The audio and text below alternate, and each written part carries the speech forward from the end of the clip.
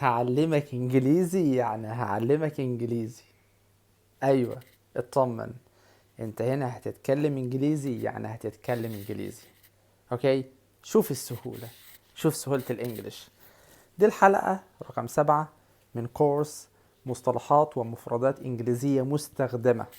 على طول هتلاقيك على طول بتسمعها، وكلمة جدا في غاية الأهمية. بص بص بص، شوف شوف شوف شوف شوف. اقرأ دي كده،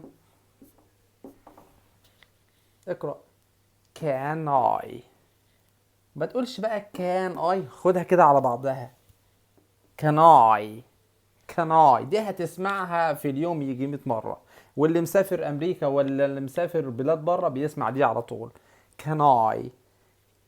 can I. قول معايا can I. can I يعني هل يمكنني أنا، أقدر أنا، هل يمكنني. can I بقى حط معاها بقى زي ما أنت عاوز. can I have، يعني لو أنت في سوبر ماركت، في محل، في أي مكان، فبتقول ممكن آخد أو ممكن أتناول. can I have some، بعضا من أي حاجة بقى. can I have some water. can I have some chicken. ممكن اخد شوية مية، ممكن اخد اي حاجة عاوزها. can I have وتقول الحاجة اللي انت عاوزها. يبقى ايه؟ can I. can I have this. can I have that. can I have some water. can I have some chicken. can I have some rice. can I. قول معاي.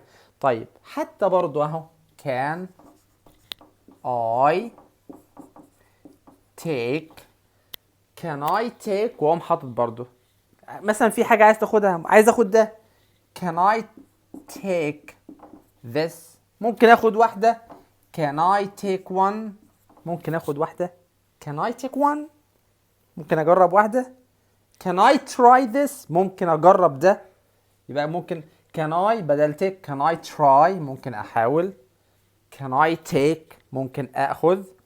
حتى لو قلت دي ها can I say. can I say something. ممكن اقول حاجة.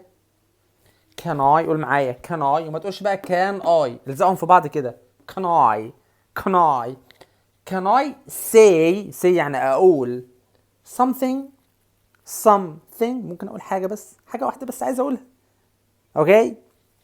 طيب ده الدرس بمنتهى السهولة اللي هو can I. عايزك بقى كل واحد يكتب لي في الكومنتس can I وأي حاجة من تأليفه. أوكي. السلام عليكم ورحمة الله وبركاته.